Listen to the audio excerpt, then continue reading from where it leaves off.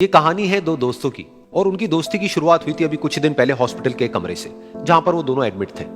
तो दोनों में से जो एक था उसको अभी कुछ दिन पहले एक पैरालिसिस का अटैक आया था, जिसकी वजह से गर्दन के नीचे की उसकी पूरी बॉडी पैरालाइज हो गई थी और वो अपनी एक उंगली तक नहीं हिला सकता था। और पूरे दिन जो भी नर्स उसके पास में आती वो उसको एक ही बात कहता कि मुझे कोई ऐसा इंजेक्शन दे दो जिससे कि मैं मर जाऊं, अब मैं और जीना नहीं चाहता, ऐसी जिंदगी का मैं क्या करूं। तो उसका जो दोस्त था उस कमरे में, क्योंकि वो चल फिर सकता था, तो रोज सुबह और रोज शाम को उस कमरे में खिड़की थी, उसके पास में जाकर के खड़ा हो जाता और अपने दोस्त को बताता कि उस खिड़की के बाहर क्या चल रहा है।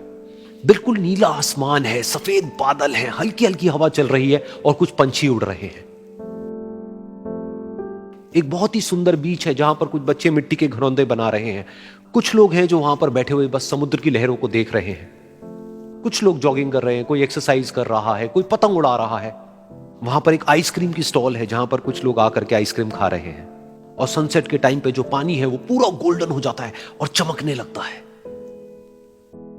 तो शुरू में तो जब उसने वो सब बताना शुरू किया तो उसके दोस्त के ऊपर ज्यादा असर नहीं हुआ, लेकिन धीरे धीरे उसके अंदर जीने की चाह जागने लगी।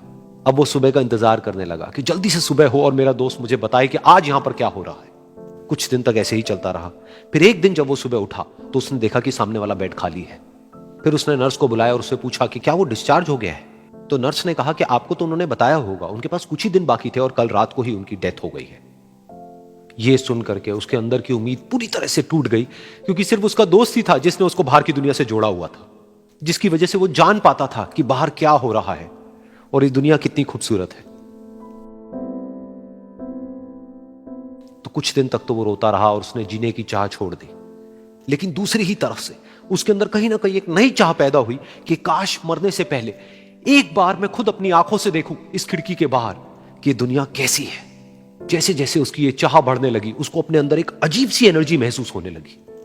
और फिर एक दिन उसने अपनी पूरी ताकत लगा दी और किसी तरीके से वो बेड से नीचे गिरा और पकड़ पकड़ करके किसी तरह से उस खिड़की तक पहुंचा। फिर उस खिड़की को पकड़ करके वो खड़ा हुआ और खिड़की के बाहर देख लिया। लेकिन खिड़की के बाहर देखते ही वो गुस्से से भर गया। उसने जोर से नर्स को आवाज लगाई और जैसे ही नर्स आई उसने नर्स से पूछा, ये तुमने क्या किया, ये खिड़की के बाहर काली दीवार क्यों खड़ी कर दी। तो नर्स को समझ नहीं आया वो क्या बोल रहा है और वो बोली कि मुझे 5 साल हो गए हैं यहां पर, जब से मैं आई हूं तब से तो ये काली दीवार यहां पर है। तब जाकर के उसको समझ आया कि उसका वो दोस्त उससे झूठ बोल रहा था। और उसने नर्स से पूछा, अगर ये काली दीवार पिछले 5 साल से यहां पर है तो मेरे दोस्त ने मुझसे झूठ क्यों कहा। तो नर्स थोड़ा सा मुस्कुराई और बोली कि मैं ये तो नहीं जानती कि उन्होंने आपसे झूठ क्यों कहा, लेकिन मैं इतना जरूर जानती हूं कि जो भी कुछ उन्होंने आपसे कहा उसी वजह से आप अभी अपने पैरों पर खड़े हैं।